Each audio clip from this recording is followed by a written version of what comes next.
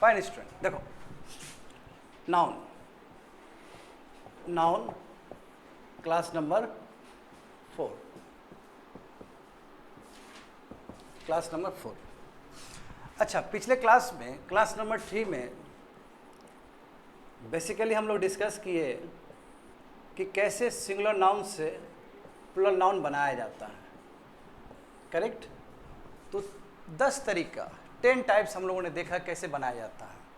अच्छा, एक तरीका जो था जो उस समय हम नहीं बता पाए या बहुत कम एग्जाम्पल लिखा पाए थे, तो मैं वहाँ पे ये भी ऐड कर रहा हूँ। जैसे एग्जाम्पल देखो, यदि वॉवल प्लस ओ हो, यानी कोई ऐसा word if singular noun ends in vowel plus O, तो इसको प्लूरल बनाने के लिए ज़रूरी है ऐड एस। जैसे एग्जाम्पल देखो, जू, जू का प्लूरल क्या होगा? जूस। ओ से ख़त्म हुआ, ओ से पहले क्या है? वॉवल है। उसी तरह देखोगे स्टूडेंट, रेडियो, ओ से पहले क्या है? वॉवल है, तो इसका प्लूरल क्या हो जाएगा? रेडियोस। उसी तरह देखोगे स्टेडियो, ओ से खत्म हुआ, ओ से पहले आई है, इसका प्लूरल क्या हो जाएगा स्टूडेंट? स्टूडियोस। उसी तरह देखोगे स्टेरियो, स्टेरियो का मतलब होता है कि म्यूजिक बॉक्स। स्टेरियो का मतलब क्या होता है? Music box.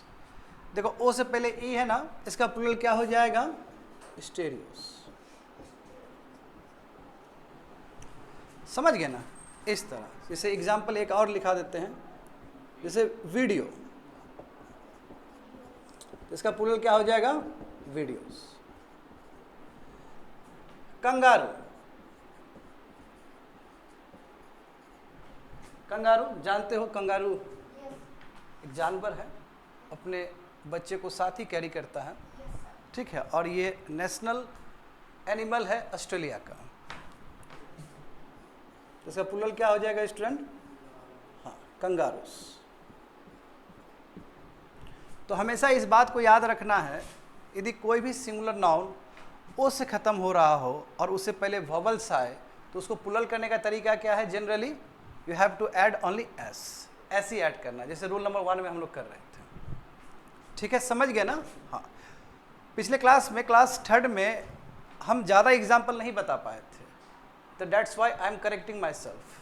ठीक है, कई बच्चे होंगे यूट्यूब पे देखते होंगे, समझ रहे हो ना, या फिर देखेंगे कुछ भी वीडियो यदि यूट्यूब पे चला गया, you have to very very responsible and accountable, ताकि बच्चे लोग ठीक से सीख पाएँ। समझ गए ना? चलो, इसके साथ क्लास नंबर 3 ख़त्म हो गया। क्लास 4 में हम लोग देखेंगे, इसको तेज़ी से लिख लो। क्लास 4 के लिए गिव अ हेडलाइंस,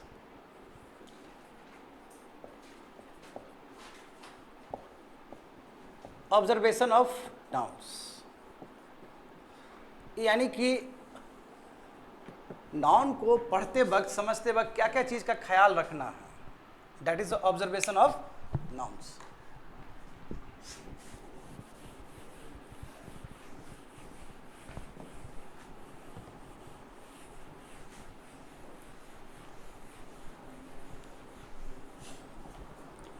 देखो, नंबर 1,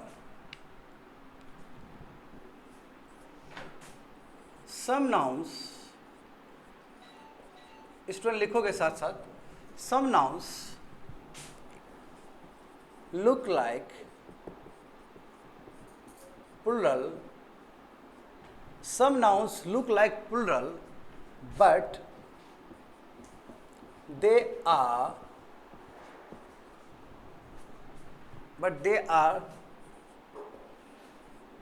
singular in nature। कहने का मतलब है कि बहुत सारे नाउन देखने में प्लूरल लगते हैं क्योंकि उसके साथ एस अटैच है, उसमें एस है, बट जब रियल में हम लोग देखेंगे तो वो प्लूरल नहीं है, वो क्या है? एक्चुअल में सिंगुलर है। एग्जाम्पल देखो, एग्जाम्पल देखो, फिजिक्स, फिजिक्स में भी तो एस है, तो केवल किसी वर्ड में यदि एस ऐड है तो दैट डजंट मीन कि वो प्लूरल होगा। कहने का मतलब ये हो। मैथमेटिक्स देखो, एस ऐड है ना उसमें, जैसे इनिंग्स देखो, इनिंग्स का मतलब पारी। उसी तरह तुम विकेट्स देखो, समन्स देखो, समझ गए? तो ऐसे बहुत सारे शब्द हो सकते हैं जो देखने में भले ही आपको प्लुरल लगा, क्यों? Just because of the presence of S, but वो प्लुरल नहीं है, वो क्या है? सिंगुलर है, एक्सेट्रा। जैसे एग्जाम्पल देखो, physics is a highly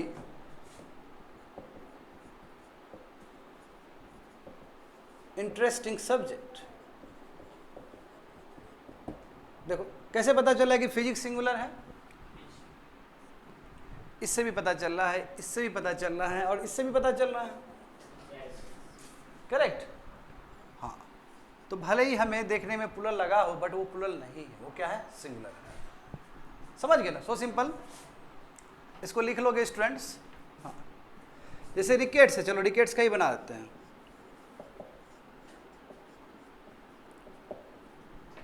Rickets is caused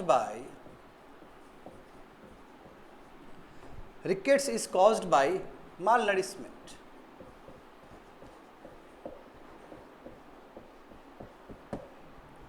सही बात है ना? रिकेट्स जो बीमारी है वो कैसे होता है? बिकॉज ऑफ मालनरिशमेंट या माल न्यूट्रिशन, एक ही बात है। तो कैसे पता चला कि ये सिंगुलर है स्टूडेंट? समझ गए ना? हाँ हाँ, ये जो अभी खैर मुझे नहीं बोलना चाहिए, मैं फिर भी मैं ऐड करके बोलता हूँ।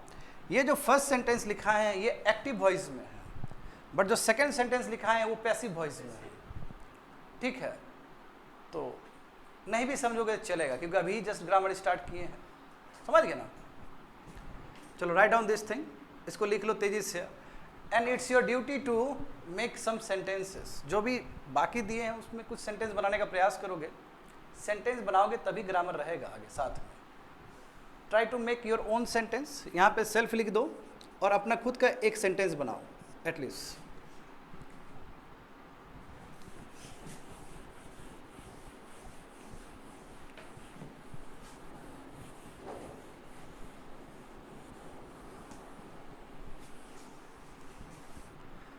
Number 2,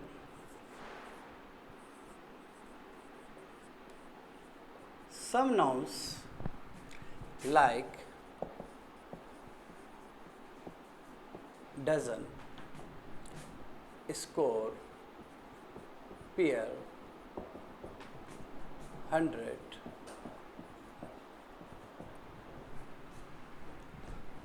thousand, gross, etc. Some nouns like dozen, score, pair, 100, thousand, gross, etc. come in a sentence with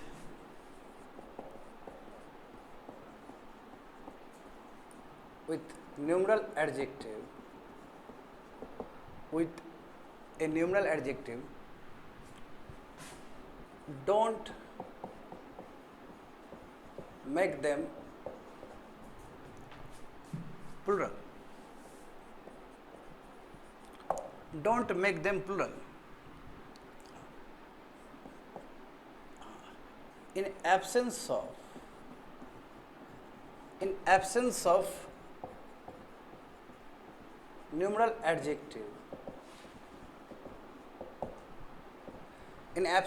numeral adjective,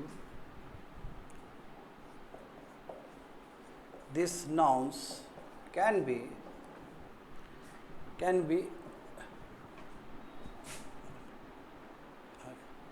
in absence of numeral adjective, these nouns can be converted into plural forms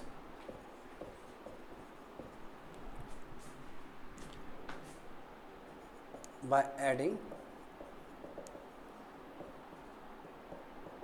s. अब क्या है इसका मतलब? पहले तो इसको लिख लो, अभी थोड़ी देर में समझोगे। सेंटेंस के द्वारा। एग्जाम्पल देखो, I have bot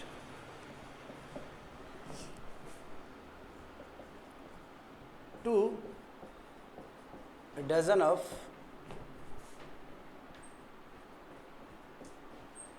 bananas, full stop.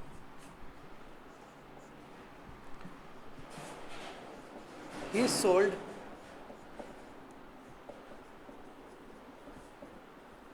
three pair of shoes.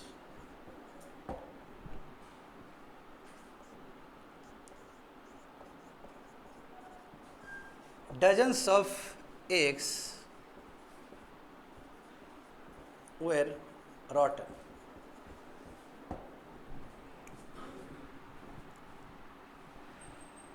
हाँ, अब समझ लोगे स्टूडेंट, एंड देन राइट। अब समझ लो, पहले समझ लो उसका, I will give you space. यहाँ समझ लो सभी स्टूडेंट, यहाँ देखो क्या बोले हैं यहाँ पे, देखो इसको समझना है तो पहले इसको समझना जरूरी है, सेंटेंस को। देखो यहाँ पे क्या लिखे हैं। अच्छा, पहले तो देखो ये जो वर्ड है, यहाँ पे डजन आया है, यहाँ पे पेयर आया है, और यहाँ पे डजन आया है, करेक्ट। देखो इसमें ये बोला गया कि यदि डजन हो, स्कोर हो, पेयर हो, 100 हो, 1000 हो, ग्रॉस हो, ऐसे यदि शब्द आ रहे हैं सेंटेंस में, don't write anything, just listen carefully. यदि इस तरह का वर्ड हो, डजन, स्कोर, पेयर, 100, 1000, ग्रॉस, इस तरह का वर्ड यदि सेंटेंस में आ रहा है और उससे पहले लेट से न्यूमरल एडजेक्टिव आ रहे हो, करेक्ट।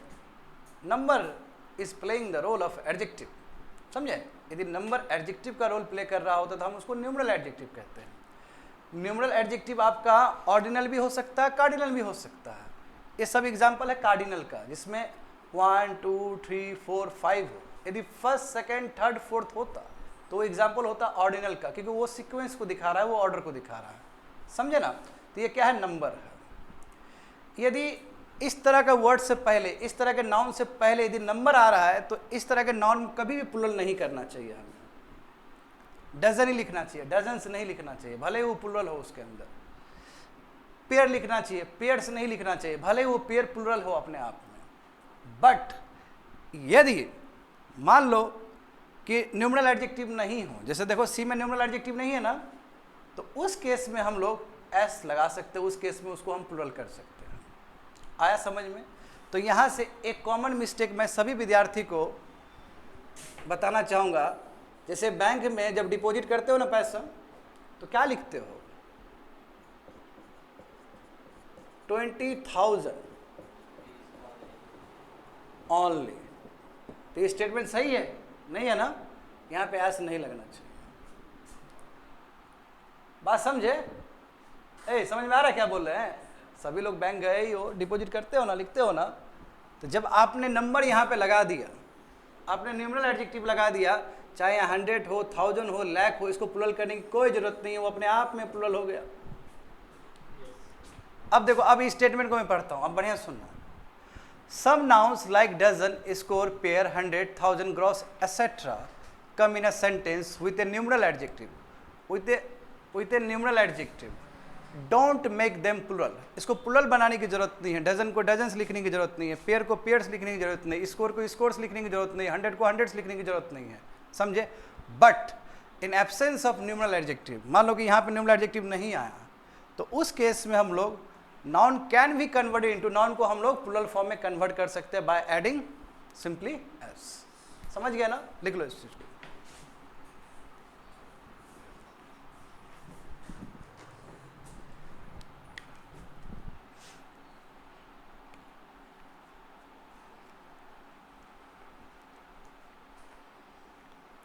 थर्ड सेंटेंस समझ में आया ना स्टूडेंट। डजन्स ऑफ एग्स, बहुत सारा जो एग्स है, क्या हुआ, रॉटन है। रॉटन मतलब खराब हो गया, खराब हो गया था, वो लगा है, इसका मतलब पास्ट टेंस का बात है वो।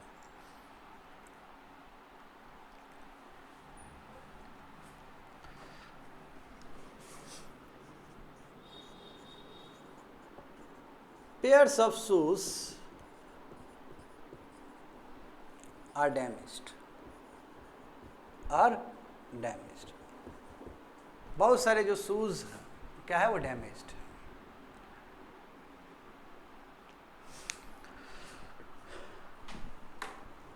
Yes, we have completed second observation. First observation हो गया था, बहुत सारा नाउन जो देखने में किस तरह लगता है, प्लूरल लगता है, बट वो प्लूरल नहीं है, वो सिंगुलर है। First observation. सेकेंड ऑब्जर्वेशन क्या है कि इस तरह का जो वर्ड है उससे पहले यदि न्यूमरल एडजेक्टिव आ जाए तो उसको प्लूरल बनाने की कोई ज़रूरत नहीं है।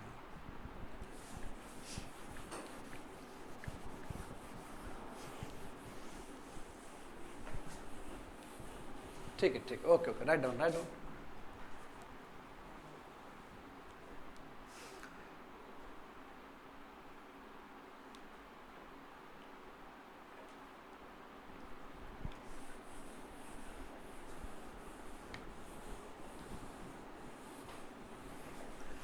थर्ड देखते हैं student.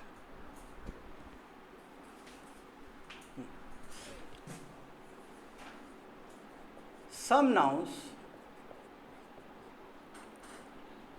nouns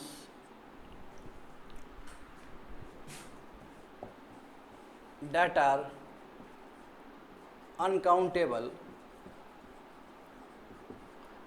some nouns that are uncountable must be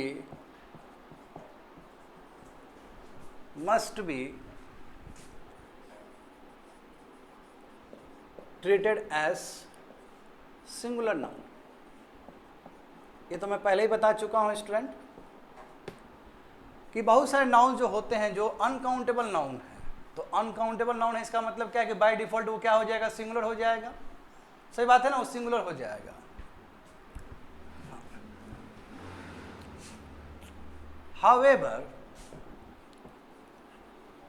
However, by adding some words like a piece of, a lot of, comma, lots of, plenty of, some items of, etc. However, by adding some words like a piece of, a lot of, lots of, plenty of, some items of, etc. can be added to make mass noun, can be added to make mass noun limited। अब क्या है इसका मतलब, तो example के through समझते हैं students.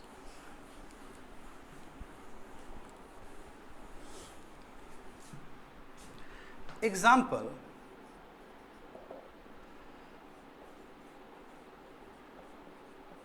knowledge gives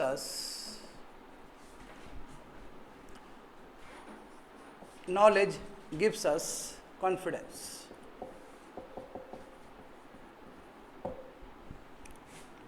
B, the scenery of Kashmir is so charming,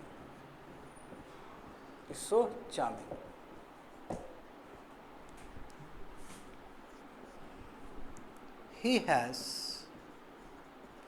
has a lot of information।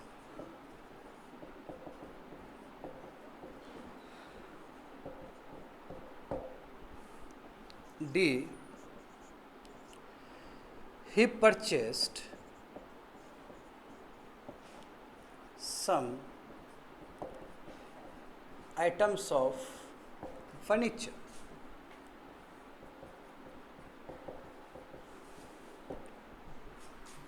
E,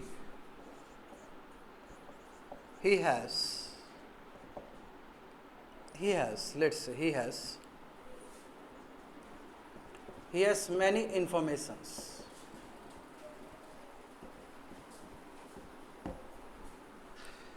F, he, S होगा, यहाँ पे S होगा स्टूडेंट, थर्ड पर्सन सिंगुलर है तो V5। he purchases furnitures. We have 1 2 3 4 5 6 sentences. इसमें से कुछ sentence सही है और कुछ सेंटेंस गलत भी है. तो पहले तो तेजी से लिख लो स्टूडेंट इसको और आइडेंटिफाई करो कि कौन सा सेंटेंस गलत है.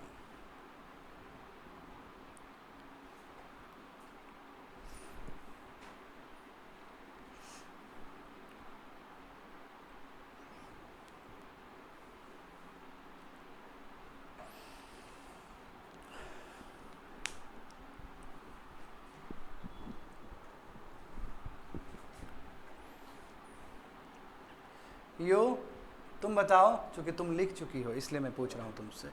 Is it correct sentence? क्या ये सेंटेंस सही है? सही है?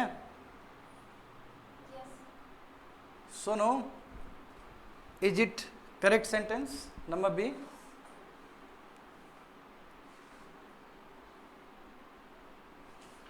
चलो, you, is it correct sentence? हाँ. यू, ये बताओ, he has a lot of information. Is it correct sentence? तुम बताओ, ये क्या करेक्ट सेंटेंस है? He purchases some items of furniture. गलत. यू, देर आए दुरुस्त आए. नहीं, देर आए गलत आए. सही है.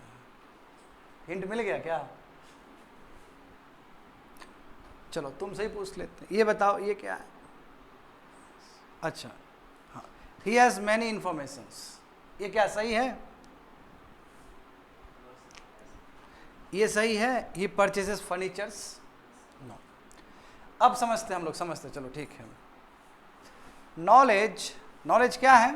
मास नाउन है ना, यानी कि अनकाउंटेबल नाउन है ना स्टूडेंट, जिसको हम गन नहीं सकते हैं. जिसको हम गन नहीं सकते हैं वो बाय डिफ़ॉल्ट क्या हो जाएगा? सिंगुलर हो जाएगा.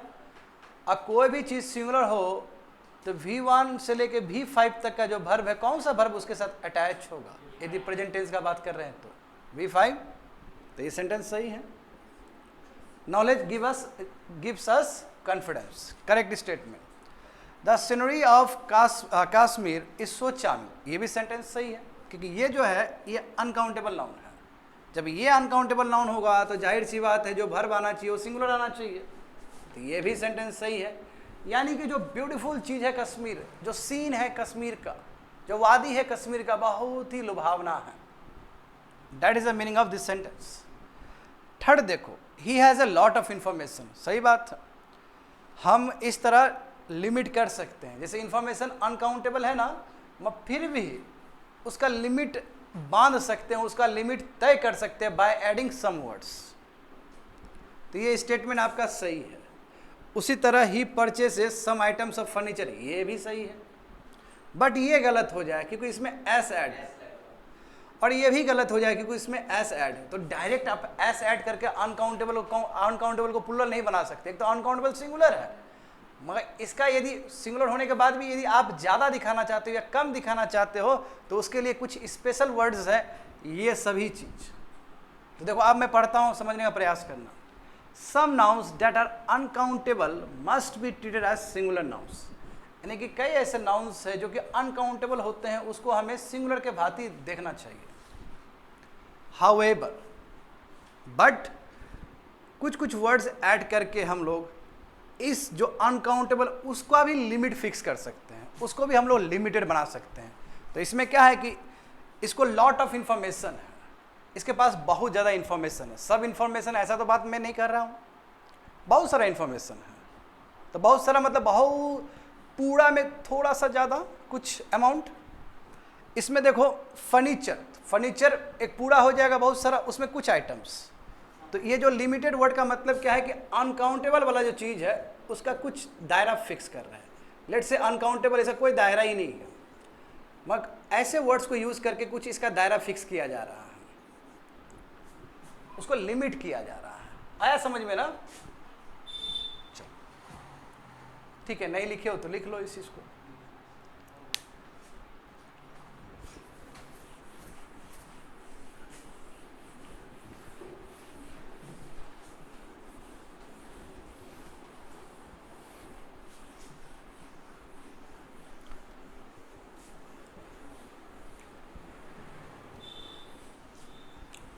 Fourth observation,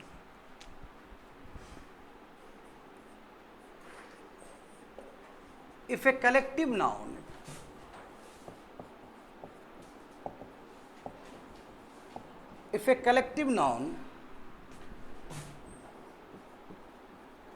does not perform a common task,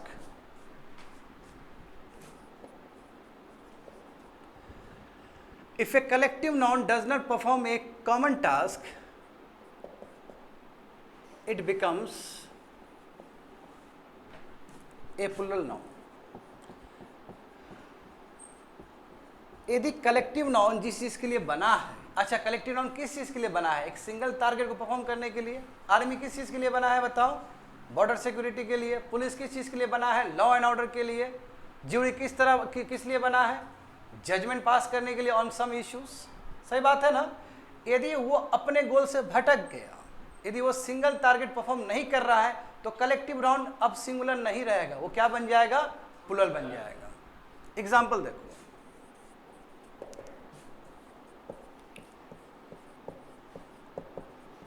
the jury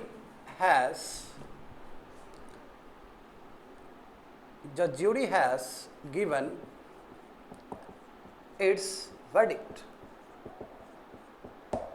verdict का मतलब होता है judgement.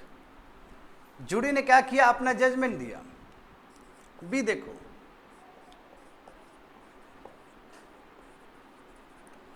the members of jury have different opinions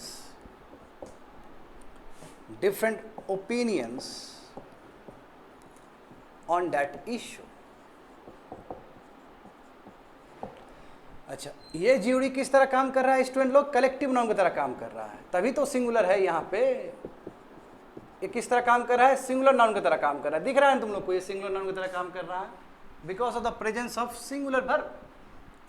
singular auxiliary verb has किसके लिए लगता है? सिंगुलर के लिए लगता है student.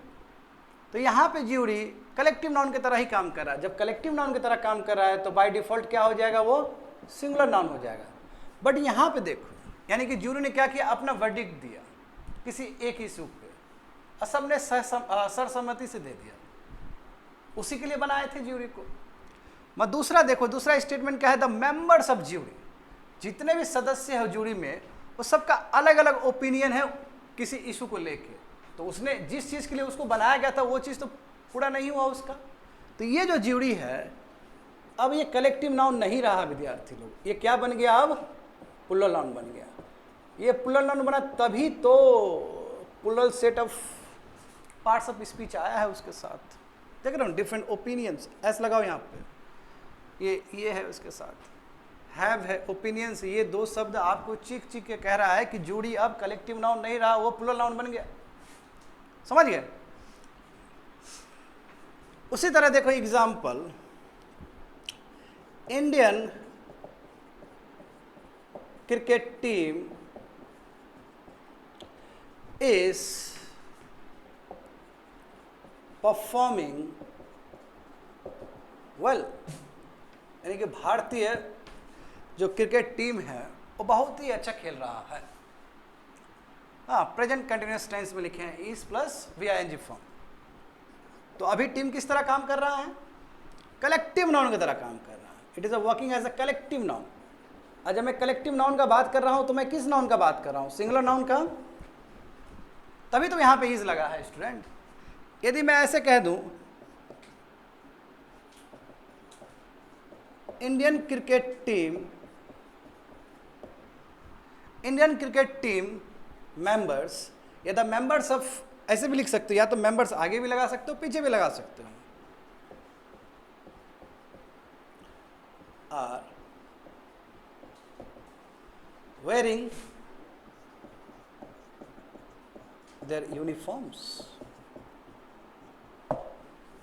Indian cricket team members are wearing their uniforms, यानी कि जितने भी इंडियन क्रिकेट टीम के मेंबर्स हैं, जो प्लेयर है, सब क्या कर रहे हैं, अपना अपना कपड़ा पहन रहे हैं। तो अपना अपना कपड़ा पहनना कभी भी कॉमन नाउन नहीं हो सकता है, कॉमन गोल नहीं हो सकता है।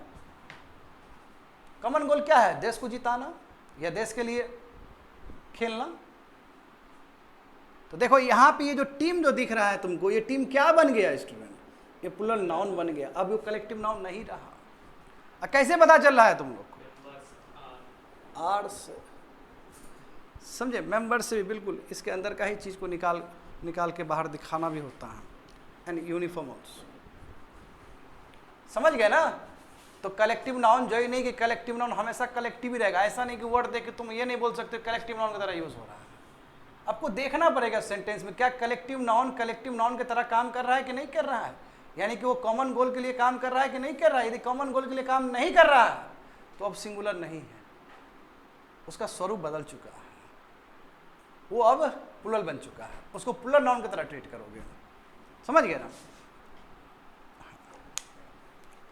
लिख लिया, लिखो लिखो, सभी लिखो students.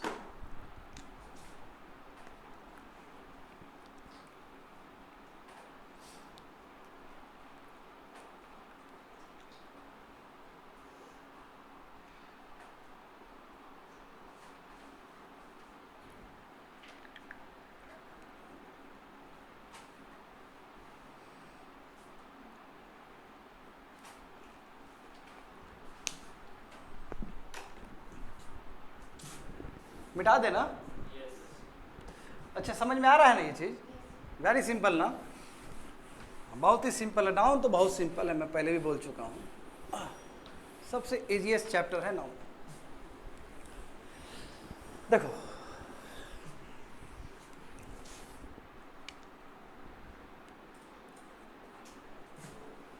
some nouns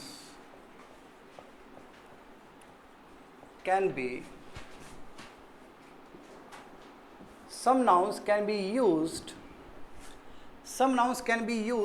in both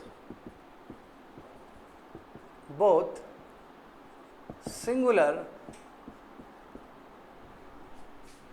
as well as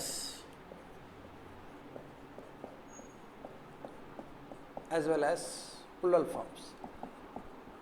बहुत सारे ऐसे नाउन्स होते हैं student, same noun can be used in a singular form and same noun can be used in your plural form.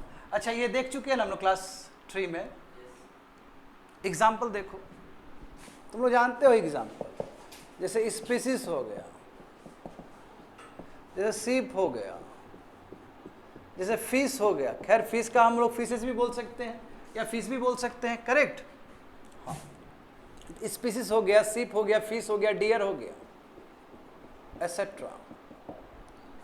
जैसे एग्जाम्पल देखो students,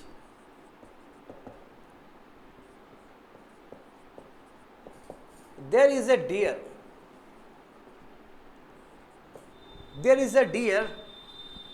in the forest. There is a deer in the forest.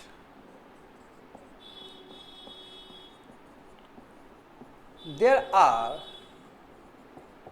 many deer in the forest. तो बताओ ये dear singular के लिए use हुआ ना यहाँ पे? हाँ, सिंगुलर नाउन के रूप में यूज हो रहा है। देखो तुम, because of the presence of article A and because of the presence of auxiliary verb is. मैं ये देखो डियर, ये डियर किस तरह काम हो रहा है यहाँ पे प्लूरल नाउन के रूप में, because of the presence of adjective many and because of the presence of auxiliary verb are. तो यानी कि ये तो सेम रहेगा, thanks to this parts of speech, कि जिसके वजह से इसका मीनिंग कंप्लीटली अलग हो गया, कोई सिंगुलर हो गया, कोई प्लूरल हो गया। समझ गए ना? इस तरह एग्जांपल लिख सकते हो ना। लिखो एग्जांपल तुम लोग, शिप का लिखो, फिश का लिखो, स्पीसीज का लिखो।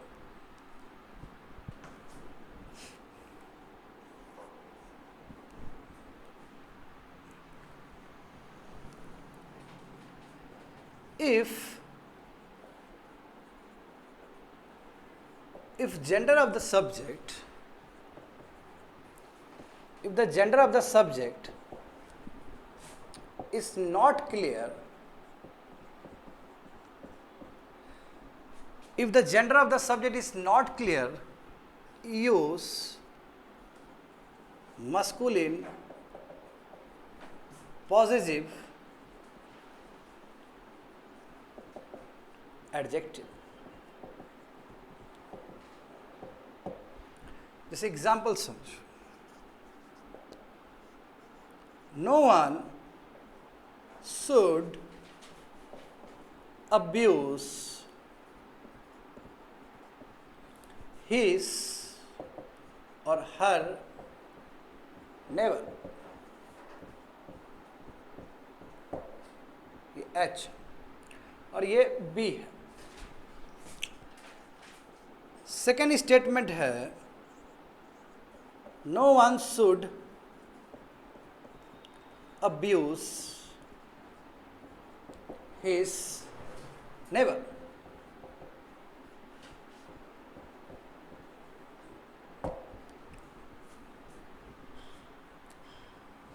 तो बताओ तो दोनों स्टेटमेंट में कौन सा स्टेटमेंट सही है? अच्छा, केवल ये हेडलाइंस पर हो और हमको समझाओ तो ए और बी में कौन सा सही है? ये मिटा सकते हैं ना, फिफ्थ वन.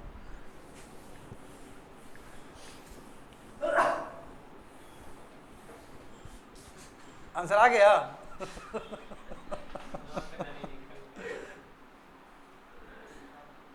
ए तुम बताओ.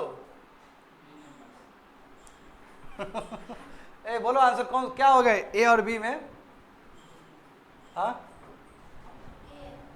ए. तो उसी के सारे रहोगे, तुम नहीं सोचोगे क्या होगा? बताओ ए और बी में. यू दोनों. अच्छा, यू ओके.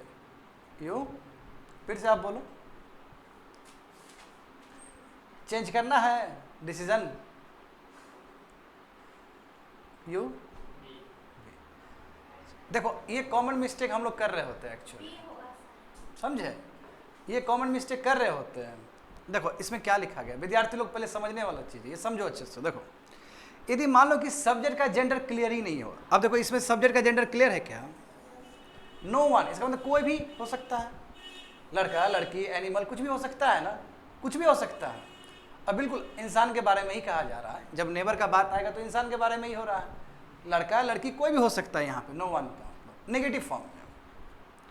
जब जेंडर क्लियर ना हो सब्जेक्ट का, तो उस केस में हमें जो पॉजिटिव एडजेक्टिव यूज करना चाहिए. पॉजिटिव एडजेक्टिव का मतलब होता है ये सब, हिज हर इट्स माई, ये सब इसको बोलते हैं पॉजिटिव एडजेक्टिव. समझे? वो मस्कुलिन वाला यूज करना चाहिए, यानी कि वो मेल वाला यूज करना चाहिए. अब इसमें क्या है, देखो देखने में तो लगेगा कि ये सही है. जब जेंडर क्लियर नहीं है तो हीज और हर दोनों ही हो सकता है. कॉमन सेंस तो यही कहता है कि जब जेंडर क्लियर ना हो तो हीज और हर लगा देना चाहिए. और यदि लिखोगे भी तो गलत नहीं होगा. ये ऐसा नहीं कि गलत हो जाएगा वो, मगर रूल बुक ये कहता है कि जब जेंडर क्लियर ना हो तो आप मस्कुलिन जेंडर का ही जो पॉजिटिव एडजेक्टिव या पॉजिटिव प्रोनाउन है उसको यूज करो. इसलिए विद्यार्थी लोग, ये लॉजिकली ये बहुत सही है, पर ग्रामेटिकली ये इनकरेक्ट है. ग्रामेटिकली ये करेक्ट होगा. समझ गए? चलो एक और टेस्ट ले लेते हैं.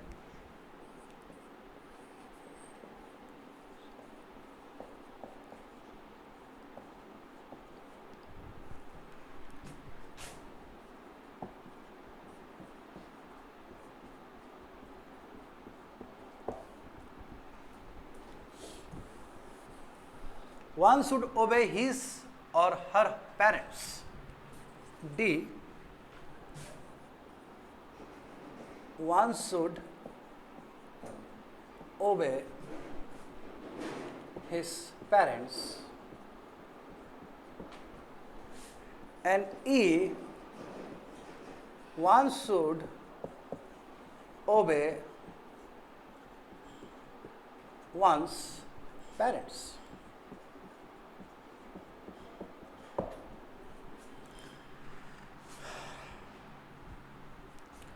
चलो तीन स्टेटमेंट है, कुछ सही है कुछ गलत है. अब बताओ, आप प्रकाश डालो.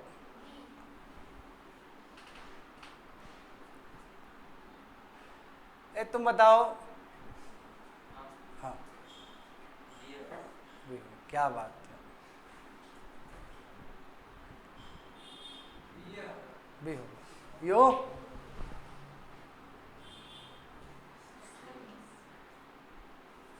जल्दी बोलेगा तो। यो आई एम आस्किंग यू, जल्दी बोलो।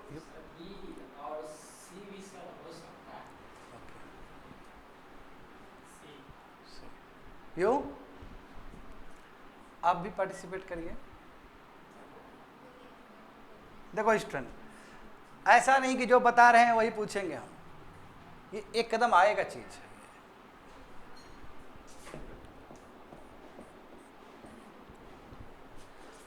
अब क्या है इसके पीछे कारण, देखो एकमात्र शब्द ऐसा है इंग्लिश में जिसका अपना ही सेट ऑफ सभी चीज प्रेजेंट है। जैसे वान हो गया, वान में भले ही जेंडर क्लियर ना हो, मैं इसका अपना ही सेट है। जैसे देखो वान का रिफ्लेक्सिव प्रोनाउन देखोगे तो वान सेल्फ होगा, हालांकि रिफ्लेक्सिव प्रोनाउन के बारे में जानकारी तुमको प्रोनाउन में ज़्यादा होगा, प्रोनाउन चैप्टर में। वान का अपना ही पॉजिटिव एडजेक्टिव होता है जिसको कहते हैं हम लोग वंस। इसलिए one should mind one's own business, आया ये पढ़े हो ना, मतलब हरेक को अपना ही काम तक सीमित रहना चाहिए और दूसरे काम में इंटरफेयर नहीं करना चाहिए, समझे। देखो यहाँ पे वन शुड माइंड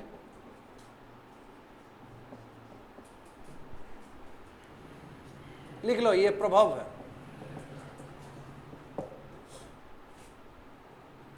तो वन के लिए अपना ही सेटअप है, समझे ना, तब गलत हो जाएगा ये। यदि बाकी होता, ईच शब्द आता, लेट से ईच आता, एवरी आता, तो ऐसे केस में हमें हमेशा मस्कुलिन पॉजिटिव एडजेक्टिव का ही इस्तेमाल करना पड़ता। बट चूंकि वन के साथ अपना ही है उसका सेट, इसलिए we have to use always once as a positive adjective.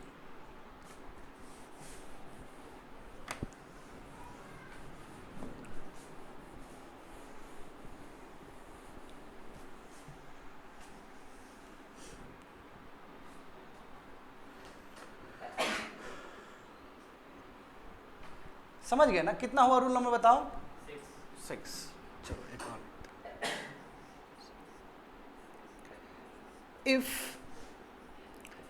if a noun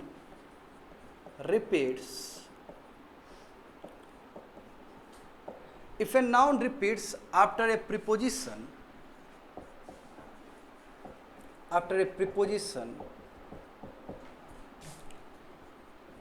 use the noun in a singular form,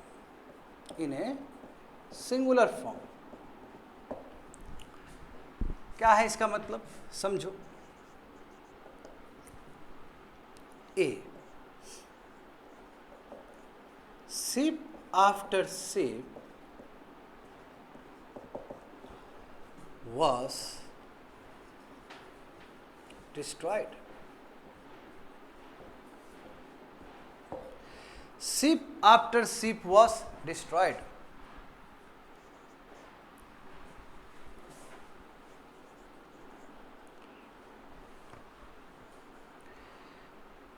He went door to door. He went door to door for help. गौर कर रहे हो student, क्या लिखा गया यहाँ पे? यदि एक नाउन, सेम नाउन रिपीट हो प्रीपोजिशन के बाद, तो ऐसे नाउन को हमेशा सिंगुलर फॉर्म में लिखना चाहिए।